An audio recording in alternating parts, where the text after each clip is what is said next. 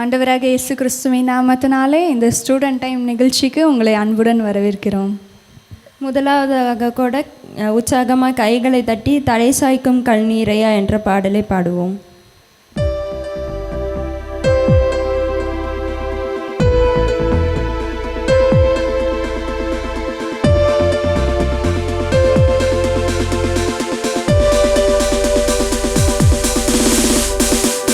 சாய்க்கும் கல்நீரையா மூளை கல்நீரையா தலை சாய்க்கும் கல்நீரையா மூளை கல்நீரையா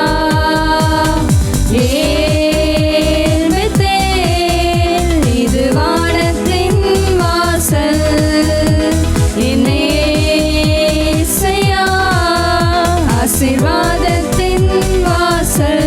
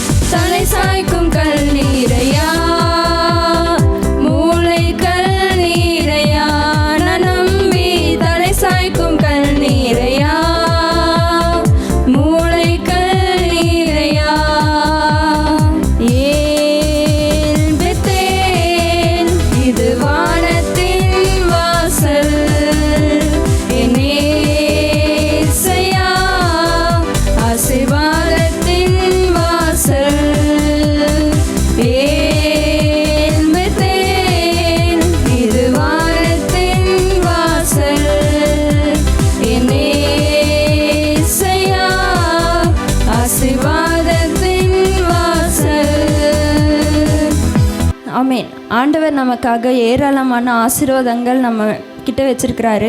ஆனால் நம்ம ஒன்று தான் பண்ணணும். அவரை துதித்து ஆராதிக்கும் போது அவர் நமக்காக வச்சிருக்க ஆசீர்வாதமான வழிகளை நமக்காக ஆண்டவர் ஓப்பன் பண்ணுவார். இப்போ கூட நம்ம கொஞ்ச நேரம் எழுந்து நின்று கண்களை மூடி ஆண்டவரை கொஞ்ச நேரம் ஆராதிப்போமா?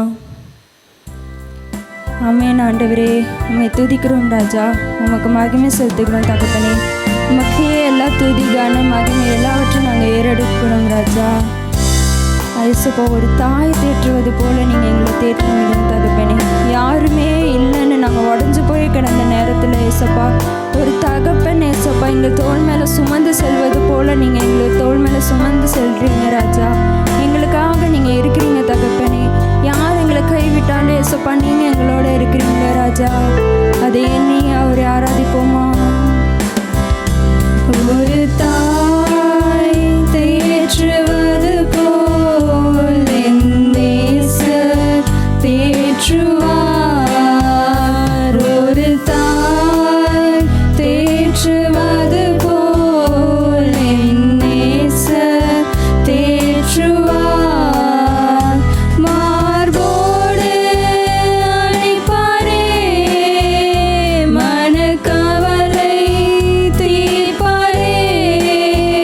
உண்மையா அவர் இடத்துல நம்ம கேட்கும்போது அவர் நம்மளோட மனக்கவலைகள் எல்லாவற்றையும் தீர்ப்பார். மனக்கவலை தீர்ப்பாரே. ஒரு தாய் தேற்றுவது போல் என் நேசர் தேற்றுவார். ஒரு தாய் தேற்றுவது போல் என் நேசர் தேற்றுவார். கரம் பிடித்து நடத்துவார், கண்மலை மேல் நிறுத்துவார். கரம் பிடித்து நடத்துவார், கண்மலை மேல் நிறுத்துவார். ஒரு தாய் தேற்றுவது போல் என் நேசர் தேற்றுவார். ஒரு தாய் தேற்றுவது போல் என் நேசர் தேற்றுவார். ஒரு தாய் தேற்றுவது போல் என் நேசர் தேற்றுவார். ஹல்லேலூயா, ஹல்லேலூயா. கரங்களை உயர்த்தி சொல்லுவோம். ஹல்லேலூயா, ஹல்லேலூயா, ஹல்லேலூயா, ஹல்லேலூயா, ஹல்லேலூயா. ஆமென். ஏசப்பா, தினந்தோறும் எங்களோடு இருந்து நீங்கள் எங்களை வழி நடத்துங்க ராஜா. ஏசப்பா, எங்களுக்காக நீங்கள் திறந்திருக்க எல்லா ஆசீர்வாதங்களையும் நாங்கள் பெற்றுக்கொள்கிறோம். ஏசப்பா, எங்களோட ஆராதனைன்னு நீங்கள் மகிமைப்பட்டதுக்காக உமக்கு நன்றி செலுத்திக்கிறோம். இயேசுவின் மூலமாய் ஜெபிக்கிறோம் நல்ல பிதாவே. ஆமென்.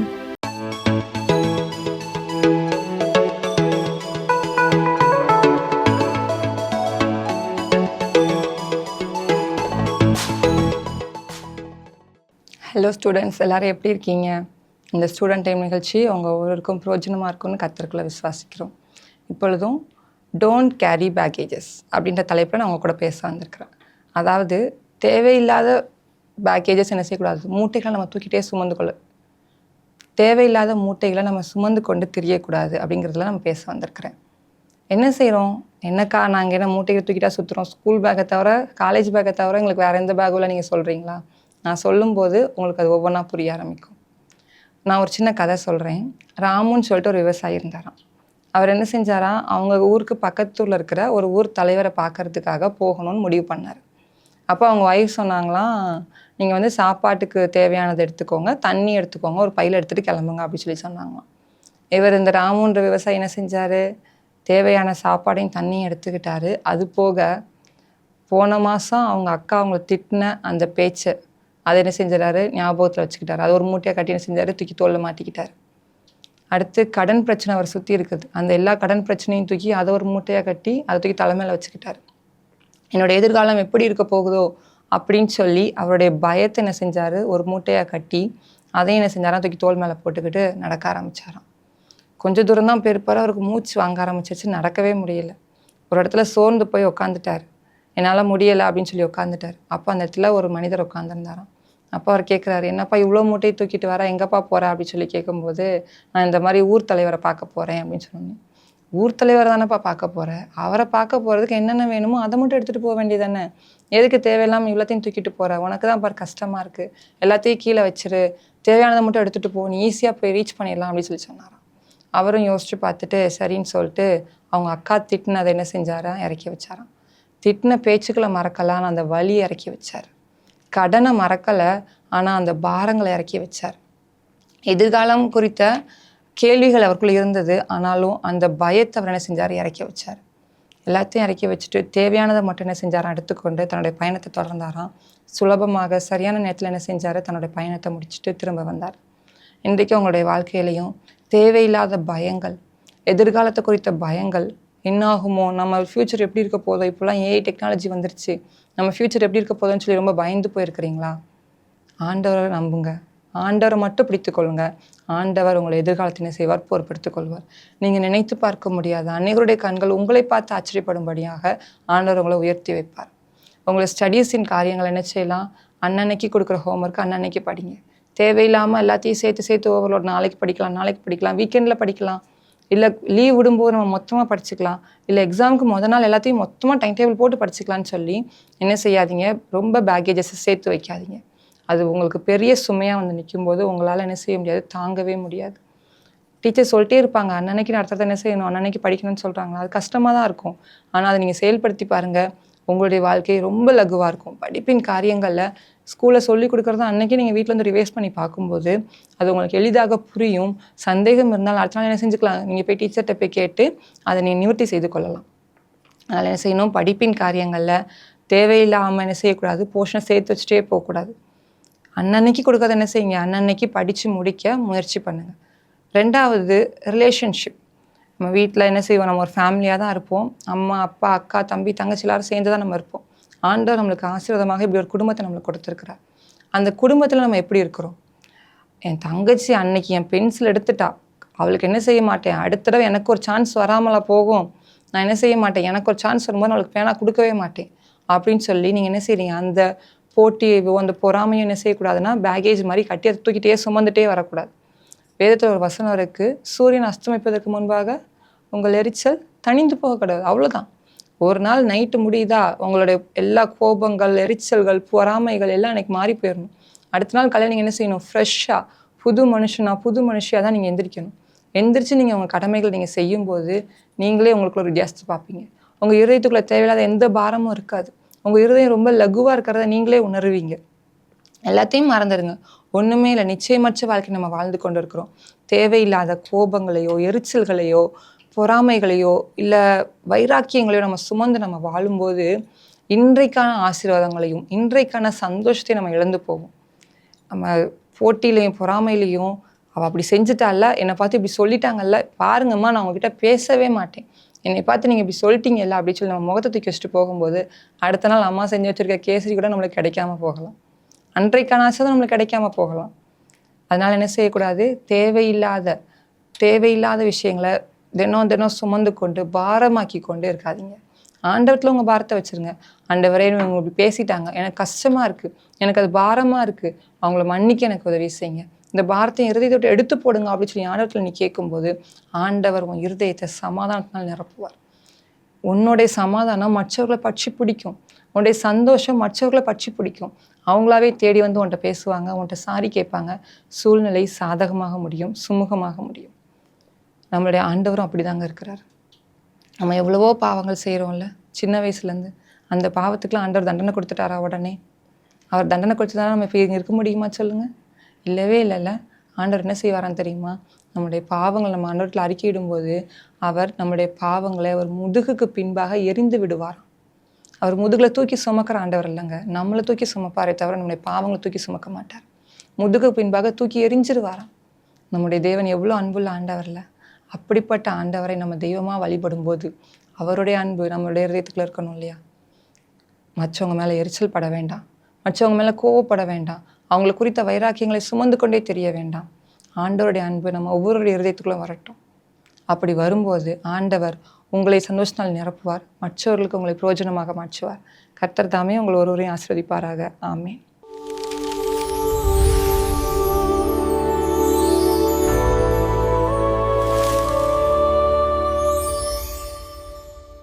ஆண்டவரும் அருமை இரட்சகருமாகிய இயேசு கிறிஸ்துவின் இனிதான நாமத்தினாலே இந்த ஸ்டூடெண்ட் நிகழ்ச்சியை பார்த்து கொண்டிருக்கிற உங்கள் யாவரையும் அன்போடு வாழ்த்தி வரவேற்கிறோம். இந்த நாள் ஆண்டவர் நமக்கு கொடுத்திருக்கிற ஒரு இனிமையான நாள். இதை நம்ம களி கூர்ந்து மகிழ்ந்து ஆண்டவரை சந்தோஷப்படுத்துகிற ஒரு நாளாய் நம்ம இந்த நாள் முழுவதும் செய்யணும். ஓகேவா? இந்த நாளில் கூட ஏசப்பா நம்ம கூட என்ன வார்த்தையை கொண்டு பேச போகிறாங்க அப்படின்னு சொல்லி ஒரு வசனத்தை வாசித்து அந்த வசனத்தை நம்ம தியானிக்க போகிறோம். தினந்தோறும் 5:30 மணிலேருந்து 6 மணி வரை இந்த ஸ்டூடெண்ட் டைம் இந்த நிகழ்ச்சியை நீங்கள் பார்த்துட்ருக்குறீங்க. மற்றவங்களுக்கு நீங்கள் அறிமுகப்படுத்த மறக்கவே மறக்காதீங்க. மற்ற என்னென்னமோ காரியத்தை செல்ஃபோனில் பார்க்குறீங்க, நிறைய டைமை வேஸ்ட்டாக செலவு பண்ணுறீங்க. ஆனால் இந்த அரை மணி நேரம் நீங்கள் மாணவர்களுக்காகவே ஸ்பெஷலாக ஆண்டவர் இதை போடும்படி நம்ம கிராம மிஷினரி இயக்கத்தில் இருக்கிற டேவிட் அண்ணனை உள்ளத்தில் பாரத்தை கொடுத்துருக்குறாங்க. அப்போது உங்களுக்கு இது ஸ்பெஷலாக ஆசீர்வாதமாக இருக்கும் அப்படின்னு நாங்கள் கர்த்தருக்குள் நம்புகிறோம். இதை மிஸ் பண்ணாதீங்க. தினந்தோறும் நீங்கள் பாருங்கள், ஏதோ ஒரு வார்த்தைகள் மூலமாக ஆண்டவர் உங்களோடு கூட இடைப்படுவார். இந்த நாளில் ஒரு வசனத்தை வாசித்து நம்ம தியானிப்போம். ஏசாயா 62ஆம் அதிகாரம் 3வது வசனத்தை நம்ம வாசிப்போம். நீ கர்த்தருடைய கையில் அலங்காரமான கிரீடமும் உன் தேவனுடைய கரத்தில் ராஜமுடியுமாய் இருப்பாய் அப்படின்னு சொல்லி எழுதப்பட்டிருக்கிறது. எவ்வளோ ஒரு சூப்பரான ஒரு பிளெஸ்ஸிங்கான ஒரு வசனம் பார்த்தீங்களா? நிறைய மனிதர்கள் நிறைய வாக்குறுதிகள் கொடுப்பாங்க நமக்கு. ஆனால் அதை நிறைவேற்றியிருக்காங்களான்னு பார்த்தா நிறையா இல்லை அப்படின்னு தான் நம்ம சொல்ல முடியும். ஏன்னா அவங்களால நிறைவேற்ற முடியாது. இன்றைக்கி இருக்கிற சூழ்நிலையில் உனக்கு நான் எதிர்காலத்தில் இப்படியெல்லாம் செய்வேன் அப்படின்னு உங்கள் தாய் மாமா உங்களுக்கு வாக்கு பண்ணியிருந்திருக்கலாம். உங்கள் கூட பிறந்த அண்ணே உங்களுக்கு ப்ராமிஸ் கொடுத்துருக்கலாம். ஏன் உங்கள் பெற்றோரே உங்களுக்கு ப்ராமிஸ் வேர்டு நிறைய கொடுத்துருப்பாங்க. ஆனால் ஃபுல்லாக அவங்க நிறைவேற்றிடுவாங்களா? முடியவே முடியாதுங்க. ஆனால் தேவன் இந்த உலகத்தை படைத்து தன்னுடைய கரத்தினால் நம்ம உண்டாக்கி நம்மளை உருவாக்கின தேவன் சொல்கிறாரு, நீ கர்த்தருடைய கையில் அலங்காரமான கிரீடமும் தேவனுடைய கரத்தில் ராஜ முடியுமா இருப்பாய். சூப்பராக ஆண்டவர் நம்மளை ஆசீர்வதித்து அவருடைய கரத்தில் வச்சுருக்குறாங்க. பார்த்தீங்களா? அலங்காரமான ஒரு கிரீடத்தை யாராவது எங்கேயாவது குப்பையில் போட்டுருவாங்களா? ஏதாவது ஒரு இடத்துல தூக்கி வச்சிருவாங்களா? அதை அசால்ட்டாக நினைப்பாங்களா? இல்லவே இல்லை. அந்த கிரீடம் ரொம்ப ஒரு விலையேற பெற்றது. அது பாதுகாக்கப்பட வேண்டியது. அந்த கிரீடம் யாருடைய தலையில் இருக்கும்? ராஜாக்களுடைய, ராஜாத்திகளோட தலைகளில் இருக்கும். அப்படி தானே வெற்றி வாகை சூடக்கூடிய, வெற்றி பெறக்கூடிய மன்னர்கள், அதாவது உயர்ந்த இடத்துல இருக்கிறவங்க, போட்டியில் ஜெயிச்சவங்களுக்கு தான் அந்த கிரீடத்தை கொடுப்பாங்க, பரிசு பொருள் கொடுப்பாங்க. அப்படிதானே? அதே போல தேவன் உங்களையும் என்னையும் அவருடைய கரத்துல அலங்காரமான ஒரு கிரீடமாக வச்சுருக்குறாங்க. அலங்கரிக்கப்பட்ட, ஜோடிக்கப்பட்ட, நிறைய ஸ்பெஷல் ஒர்க் பண்ணப்பட்ட அழகான கிரீடமாக வச்சுருக்குறாங்க. சாதாரண கிரீடமாக இல்லை, அலங்காரமான ஒரு கிரீடமாக. யார் வெற்றி பெறாங்களோ அவங்க தலையில் வைத்து அதை புகழ்ந்து பாராட்டக்கூடிய ஒரு கிரீடம். அப்போ விலை உயர்ந்தது. இப்போ ஏசப்பா என்ன சொல்ல வர்றாங்கன்னா, நீங்களும் நானும் ஏசப்பாவுடைய பார்வையில் விலையேற பெற்றவங்க. எத்தனை பேர் நம்புறீங்க? ஆமாம் தானே? ஆமாம், நீங்கள் ரொம்ப ஏசப்பாவோட கரத்தில் விலையேற பெற்ற கிரீடமாக இருக்கிறீங்க அப்படின்னு சொல்கிறாங்க. பார்த்தீங்களா? இதே போல தான் நம்மளுடைய வாழ்க்கையில் நம்மளை குறித்து ஏதேதோ நினைக்கிறோம்ல. நான் எதுக்குமே ஆக மாட்டேன், எனக்கு ஞானமே கிடையாது, படிப்பே வராது, நான்லாம் என்னத்தை சாதிக்க போகிறேன், ஏன் தான் பிறந்தேனோ அப்படின்னு சொல்லி நிறைய நேரம் நினைக்கிறோம்ல. இல்லவே இல்லைங்க. ஏசப்பாவோட கரத்தில் நீங்கள் ரொம்ப ஸ்பெஷல், விலையேற பெற்றவங்க அப்படின்னு சொல்லப்பட்டிருக்கிறது. ஏன் விலையேற பெற்றவங்களாம்? அவர் தான் உங்களை படைச்சிருக்கிறாங்க, அவர் தான் உங்களை உருவாக்கியிருக்கிறாங்க. ரெண்டாவது, நம்மளை அவருடைய விலையேற பெற்ற ரத்தத்தை கொண்டு நம்மளை மீட்டெடுத்திருக்கிறாங்க. அப்போ அவருடைய விலையேற பெற்ற ரத்தத்தை சிந்தி நம்மளை வாங்கி கொண்டதுனால நீங்களும் நானும் ஏசப்பாவோட பார்வையில் அலங்காரமான ஒரு கிரீடம். இதை நீங்கள் நம்பணும். ஆமாம் ஆண்டவரே, உங்கள் கையில் நான் அலங்காரமான கிரீடமாக இருக்கிறேன் அப்படின்னு நினச்சி பார்த்து நீங்கள் ஜீசஸ்க்கு நன்றி சொல்லணும்.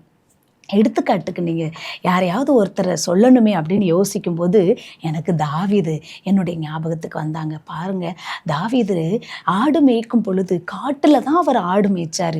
யாராவது அவரை பார்ப்பாங்களா? அவங்க அம்மா அப்பா பின்னாடியே வந்து எப்படி இவன் ஆடு மேய்க்கிறான் அப்படின்னு சொல்லி அவனை கவனிப்பாங்களா? யாருமே கவனிக்க மாட்டாங்க. காட்டுக்குள்ளே தான் ஆடை ஓட்டிகிட்டு போகணும். இந்த ஆட்டுக்குட்டி தானே காலையிலேருந்து சாயந்தரம் வர தினமும் இந்த வேலையை நான் செய்கிறேன், யார் பார்க்குறா யார் பார்க்காம இருக்கா அப்படின்னு அதை நினைக்காம அவருக்கு கொடுக்கப்பட்ட அந்த சின்ன வேலையை உண்மையோடு செய்கிறாங்க. பரலோகத்தின் தேவனுக்கு முன்னாடி நான் உண்மையாக இருக்கணும்னு நினைக்கிறாங்க. என் கையில் கொடுக்கப்பட்ட இந்த ஆடுகளை நான் பத்திரமா மேய்த்து நல்ல உணவுகளை கொடுத்து நல்ல தண்ணீரை கொடுத்து நான் நல்லா பராமரிப்பேன் அப்படின்னு சொல்லி அந்த வேலையை உண்மையாக அவங்க செய்கிறாங்க. பார்த்தீங்களா? அந்த தாவீது எப்படி ஆடு மேய்ஞ்சா நமக்கு என்ன, கொஞ்ச நேரம் மேயிட்டு அரை வயிறு சாப்பிட்டா சரி, கால் வயிறு நிறைஞ்சாலும் சரி, நம்ம அந்த மரத்தடியில் நல்லா தூங்குவோம். ஒரு நல்ல தூக்கத்தை போட்டுட்டு சாயந்தரம் ஆயிட்டா ஆடை எல்லாத்தையும் கூட்டிட்டு வீட்டுக்கு போயிடுவோம் அப்படின்னு அவர் நினச்சிருந்துருக்கலாம். ஆனால் பாருங்க, அவர் கைகளில் கொடுக்கப்பட்ட அந்த வேலையை அவர் உண்மையாக செய்தார். பொறுப்புணர்வோடு அவர் செய்தார். தனக்கு கொடுக்கப்பட்ட அந்த கடமைகளை ஜாக்கிரதை உள்ளவராக இருந்தார். ஆட்டுக்குட்டியை கடிக்க வந்த ஓநாய் கடிச்சா பரவாயில்ல, ஒன்று தானே போயிட்டு போகுது, நமக்கு எந்த ஒரு கீரோல விழுந்துடக்கூடாது, நம்ம அதில் அந்த ஓநாய்க்கு நம்ம பலியாயிடக்கூடாது, சிங்கம் நம்மளை கடிச்சிடக்கூடாது அப்படின்னு தன்னை பாதுகாக்காம தன்னை நம்பி கொடுத்த ஆடுகளின் மீது அவர் கவனமாக இருந்தார். ஆடுகளின் மீது கவனமாக இருந்த அந்த தாவீது நினைச்சே பார்த்துருக்க மாட்டார், நான் அரசனாவேனா, நான் ராஜாவாவேனா, நான் கர்த்தருடைய கரத்தில் இருக்கிற அலங்காரமான கிரீடத்தை நான் பெற்றுக்கொள்வேனா, இதெல்லாம் அவர் நினச்சிருக்கவே மாட்டாருங்க. ஆனால் அந்த தாவீது அந்த நாளில் அந்த ஆடு மேய்க்கிற வேலையை உண்மையாக செஞ்சதுனால தேவன் அரசனாய் உயர்த்தினார். ராஜரீக அந்த கிரீடத்தை அவர் முடியில வைத்தார், அவர் தலையில வைத்தார். ராஜ முடி அப்படின்னா ராஜாக்கள் அணியக்கூடிய கிரீடம். அப்ப பாருங்க, ஆடுகளுக்கு பின்பதாக ஓடிக்கொண்டிருக்கிற சாதாரண ஆடு மேய்த்த மேய்ப்பனை ராஜ்யங்களுக்கு அரசனாய் தேவன் உயர்த்தினார். அவர் அன்னைக்கு நினச்சிருந்துருக்க மாட்டார். ஒரு சாதாரண கீழே கிடக்கிற குச்சை சீவி நல்ல ஒரு ஓட்ட ஹோல் எல்லாம் போட்டு சூப்பராக ஒரு புல்லாங்குழலை வாசித்து அவருக்கு தெரிஞ்ச இசையில் ஒரு பாட்டை பாடிட்டு இருந்தார். ஆண்டவர் நினச்சார், இந்த இருதயம் எனக்கு ஏற்ற இருதயமாக இருக்குதே, ஆடு மேய்க்கிற சின்ன வேலையை தான் இவன் கையில் இந்த பூமியில் கொடுத்தேன், ஆனால் அதில் இவ்வளோ உண்மையுள்ளவனாக இருக்கிறானே, என்னை எப்பொழுதுமே துதித்து கொண்டு இருக்கிறானே, இவனை எப்படி நான் ஆசீர்வாதம் உள்ள பிள்ளையாக மாற்றாமல் நான் இருக்க முடியும், இவனை எப்படி நான் ஆசீர்வதிக்காமல் இருக்க முடியும் அப்படின்னு சொல்லி தேவன் தாவீதை தன்னுடைய இருதயத்துக்கு ஏற்றவராக கண்டார் அப்படின்னு வேதம் சொல்லுதுங்க. இந்த நாளில் இந்த ஸ்டூடெண்ட் நிகழ்ச்சியை பார்த்து கொண்டிருக்கிற அருமையான மாணவ செல்வங்களே, உங்களோட வாழ்க்கையில் ஏசப்பா உங்களை பிளஸ் பண்ணணும், ஆசீர்வதிக்கணும்னு விரும்புகிறாங்க. உங்களுக்கு கொடுக்கப்பட்ட கடமைகளை நீங்கள் எப்படி செய்கிறீங்க? உங்களுக்கு கொடுக்கப்பட்ட வேலையில் உங்கள் பெற்றோர் நம்பி உங்ககிட்ட ஒரு வேலையை கொடுத்துருக்கலாம், உங்கள் டீச்சர்ஸ் நம்பி, உங்கள் ப்ரொபோசர்ஸ் நம்பி உங்கள்கிட்ட ஒரு வேலைகளை கொடுத்துருக்கலாம். நம்ம அந்த வேலையில் எப்படி உண்மையுள்ளவங்களாக இருக்கிறோம், ஜாக்கிரதை உள்ளவங்களாக இருக்கிறோமா, நம்ம அதை கவனத்தோடு செய்கிறோமா, எவ்வளோ பொறுப்புணர்வோடு கூட நம்ம இருக்கிறோம் அப்படின்னு சொல்லி பரலோகத்தின் தேவனானவர் கவனித்து கொண்டு இருக்கிறார். அப்போ இன்னைக்கு ஆண்டவர் உங்களை பார்த்து சொல்கிறாரு, மகனே மகளே, நீங்கள் எல்லாரும் ஏன் கையில் அலங்காரமான கிரீடமாக இருக்கிறீங்க, ராஜமுடியாக இருக்கிறீங்க அப்படின்னு உங்களை பார்த்து வாழ்த்துறாங்க. அப்படிப்பட்ட தேவனுக்கு முன்னாடி நம்முடைய வழிகள் எப்படிப்பட்டதாக இருக்கிறது, என்னுடைய வழிகளை என்னுடைய வாழ்க்கையை கவனித்து கொண்டு இருக்கிற என் தேவனுக்கு முன்னாடி நான் எப்படிப்பட்ட ஒரு வாழ்க்கை வாழ்ந்து கொண்டு இருக்கிறேன் யோசிச்சு பாருங்க. விலையேற பெற்றவர்களாய் தேவன் நம்மளை பார்த்து கொண்டு இருக்கிறாரே. விலை மதிக்க முடியாத ஆண்டவருடைய பார்வையில் அற்பமாய் எண்ணப்படாத நம்ம ஆண்டவருக்கு பிரியமில்லாத வழிகளில் நம்ம போயிடவே கூடாது. அன்பான தம்பி தங்கைகளே, உங்களுடைய வாழ்க்கையில் உங்கள் வழிகளை தேவனுக்கு நீங்கள் ஒப்பு கொடுக்கணும். என்னுடைய வழிகளை அவர் கவனித்துக் கொள்கிறார், என்னுடைய பாதைகளை அவர் செவ்வைப்படுத்துவார், என்னுடைய வழிகளெல்லாம் அவர் அறிந்திருக்கிறார், என்பதை நினச்சி என்னை குறித்து தேவன் வைத்திருக்கிற காரியம் அவரோட கையில் அலங்காரமான கிரீடமாக வைத்திருக்கிறார். அந்த கிரீடத்தில் இருக்கிற முத்துக்கள் உதிர்ந்து விட நான் அனுமதிக்க மாட்டேன். ஆண்டவரோட கையில் இருந்து அந்த கிரீடத்தை நான் கீழே இழந்து விட மாட்டேன். என் தேவனுடைய கையிலேயே நான் இருக்கணும். அப்போ தான் அவரே என்னை பயன்படுத்தி கொண்டே இருப்பார் அப்படின்னு சொல்லி ஆண்டவருடைய கரத்தில் உங்களை அர்ப்பணிச்சிட்டீங்க அப்படின்னு சொன்னால், அவருடைய கரம் எப்படிப்பட்டதுன்னு நீங்கள் உணர்ந்துட்டீங்கன்னு சொன்னால், நிச்சயமாங்க ஜீசஸோட கரத்தில் நீங்கள் அடங்கி இருப்பீங்க. நான் எப்படி வாழ்ந்தா என்ன, இந்த வாழ்க்கை என்ஜாய் பண்ண தான் எனக்கு கொடுத்துருக்குறாங்க இந்த வாலிப வயசை, நான் எப்படி வேணாலும் வாழலாம் அப்படின்னு சொல்லி நீங்கள் உங்கள் மனம் போன போக்கில் ஓடிக்கிட்டே இருந்தீங்கன்னு சொன்னால், ஆண்டவர் கையில் அலங்காரமான கிரீடமாக இருக்க முடியாது. அதே போல் பிசாசோட கரங்களில் அலங்கோலமான ஒரு வாழ்க்கைக்கு தள்ளப்பட்டவர்களாய் நம்ம போய்விடுவோம். இந்த நேரத்தில் கூட ஆண்டவரே, நான் உங்கள் கையில் நான் எப்பொழுதும் அலங்காரமான ஒரு கிரீடமாக இருக்கணும் சுவாமி அப்படின்னு சொல்லி உங்கள் வாழ்க்கையில் நீங்கள் ஆண்டவர் கைகளில் உங்களை ஒப்பு கொடுத்துட்டீங்க அப்படின்னு சொன்னால், உங்களை ராஜமுடியாக ஆண்டவர் மாற்றுவார். அநேகருக்கு ஆசீர்வாதமாய் தேவன் மாற்றுவார். எப்படி அந்த தாவீது ராஜா எல்லாராலும் வெறுக்கப்பட்டவங்களா இருந்தாங்க. குடும்பத்தார் கூட இவரை பாராட்டுற அளவுக்கோ, அவரை அந்த விருந்துக்கு கூப்பிடுற அளவுக்கோ அவர் ஒரு முக்கியமான நபராக அவர் யாரும் நினைக்கல. அவங்க 3 அன்னைமார் நல்லா படித்து ஆர்மியில் இருக்கிறாங்க. இவரை படிக்க அனுப்புறதுக்கு அவங்க வீட்டார் நினைக்கல. இவர் நல்ல ஒரு உயர்ந்த இடத்துக்கு வருவான், நல்லா படித்து முன்னேறுவான் அப்படின்னு யாரும் அவரை குறித்து நினைக்கல. ஆடு மேய்க்கதான் லாய்க்குன்னு நினைச்சாங்க. தேவன் அரசனாய் மாற்றினார். மனிதர்களுடைய பார்வையில் நீங்கள் இன்னைக்கு அற்பமானவங்களா தெரியலாம், ஆனால் தேவனுடைய பார்வையில் நீங்கள் அற்புதமானவங்களா இருக்கிறீங்க. அதை மறந்துடாதீங்க. ஆண்டவரே, உங்கள் பார்வையில் நான் ஒரு நாளும் மதிப்பு குறைஞ்சு போகவே மாட்டேன்ப்பா. உங்கள் வெளியேற பெற்ற ரத்தத்தை சிந்தி என்னை மீட்டெடுத்திருக்கிறீங்க. நான் அருமையானவள், நான் அருமையானவன் நீங்கள் சொல்லி பாருங்களே, பிசாசு வெட்கப்பட்டு போயிடுவான். உங்கள் பாவத்தை குறித்து குற்ற உணர்வை கொடுத்து கொண்டு இருக்கிற அந்த பிசாசு வெட்கப்பட்டு ஓடிடுவான். நீங்கள் இதை சொல்லுங்க, நீ என்னுடைய பார்வைக்கு அருமையானபடியால் கனம் பெற்றாய் அப்படின்னு வேதம் சொல்லுது. ஆண்டவரோட பார்வைக்கு நீங்கள் அருமையான பிள்ளைங்க. ஆமாம், தப்பு செஞ்சுட்டீங்க உண்மைதான், இந்த பாவத்தில் விழுந்துட்டீங்க உண்மைதான். ஆனால் ஆண்டவர் அந்த பாவத்தை மன்னிச்சு அவருடைய ரத்தத்தால் கழுவி அலங்காரமான ஒரு கிரீடமாக வச்சிருக்கிறாரே, அதை நீங்கள் ஒத்துக்கொள்ளணும், அதை நீங்கள் ஏற்றுக்கொள்ளணும், அதை நீங்கள் நம்பணும். ஆண்டவர் என்ன அப்படியா பிளஸ் பண்ண வைத்திருக்கிறாங்க. என் வாழ்க்கையில் இயேசுவுக்கு மாத்திரம்தான் முதலிடம். அவர் தான் என் வழிகளை கவனித்து கொண்டிருக்கிறார். அவர் தான் என்னுடைய வழிகளை கவனித்து கொண்டிருக்கிறார். அவருக்கு முன்பதாக நான் என் வழிகளை நான் செவ்வைப்படுத்துவேன், நான் சீர்தூக்கி பார்ப்பேன். என்னுடைய வாழ்க்கையை நான் என் தேவனுக்கு முன்னாடி எப்படி வாழ்ந்து கொண்டிருக்கிறேன்னு சொல்லி நான் சீர்தூக்கி பார்ப்பேன். என்னை டெஸ்ட் பண்ணி நான் பார்ப்பேன். என்னை நான் படித்துக்குருவேன், நான் என்னை சரிப்படுத்தி கொள்ளுவேன் அப்படின்னு சொல்லி நீங்கள் ஆண்டவர் கரத்தில் ஒப்பு கொடுத்தீங்கன்னா, நீங்கள் தாங்க அலங்காரமான கிரீடம். நீங்கள் தான் ராஜமுடி. ராஜாக்களுடைய தலைகளில் வைக்கப்படுகிற ஒரு ராஜ கிரீடம் எப்படி அலங்கரிக்கப்பட்டதா, மகிமையானதா, போற்றக்கூடியதாக இருக்குதோ, அதே போல் உங்கள் வாழ்க்கையும் மாறும். இருந்த இடத்துல கண்களை மூடி நாம் ஜெபிப்போமா? ஆண்டவரே, என்ன நீங்கள் இப்படியா பார்க்குறீங்கப்பா, அற்பமான பார்வை என்னை விட்டு மாறட்டும், உங்களுடைய கரங்களில் எப்பொழுதும் நான் அடங்கி இருக்க எனக்கு உதவி செய்யுங்கப்பா அப்படின்னு சொல்லி கேட்போமா? எங்களை நேசிக்கிற நல்ல தகப்பனே, உண்மை நாங்கள் நன்றியோடு துதிக்கிறோம், ஸ்தோத்தரிக்கிறோம்ப்பா.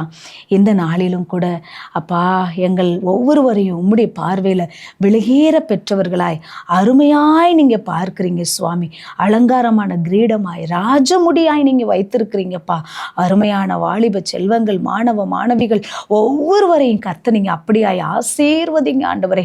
இந்த வாலிப வயதில் உம்முடைய கரங்களில் அடங்கி இருக்க உதவி செய்யுங்கப்பா. உம்முடைய வார்த்தையின்படி வாழ, உம்முடைய சத்தத்திற்கு கீழ்ப்படிய, தங்கள் வழிகளை உமக்காக ஒப்பு கொடுக்க கர்த்தர் நீர் உதவி செய்தருள்வீராகன்னு சொல்லி நாங்கள் ஜெபிக்கிறோம் ஐயா. ஆண்டவரே, தங்களுடைய சுயத்தை சார்ந்து விடாதபடி இயேசு கிறிஸ்து தான் என்னோடு கூட இருக்கிறார், அவர் என்னுடைய வாழ்க்கையில் போதும் என்று சொல்லி ஆண்டவரே, இந்த வாலிப வயதில் டீனேஜ் பருவத்தில் உம்மை உறுதியாய் பற்றிக்கொள்ள உதவி செய்யுங்க. அவங்களோட வாழ்க்கையில் ஒரு பெரிய பிளஸ்ஸிங்கை பெற்றுக்கொள்ள கர்த்தர் கிருபை தாரும். மீட்பர் இயேசு கிறிஸ்துவின் நாமத்தில் ஜெபிக்கிறோம் ஜீவனுள்ள நல்ல பிதாவே, ஆமேன்.